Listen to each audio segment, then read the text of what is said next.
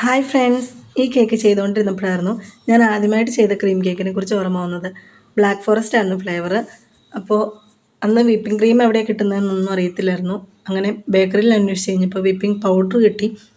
ആ പൗഡർ മേടിച്ചുകൊണ്ട് വന്ന് അത് ഒരു ബൗളിൽ ഐസും കട്ടയും ഐസ് വാട്ടറും വെച്ച് അതിന് മുകളിൽ ഈ പൗഡർ വെച്ച് അതിൽ മിൽക്ക് ഒഴിച്ച് 1/4 മണിക്കൂർ വിസ്കിന് ബീറ്റ് ചെയ്തിട്ടായിരുന്നു ആദ്യമായിട്ട് കേക്ക് ഉണ്ടാക്കിയത്.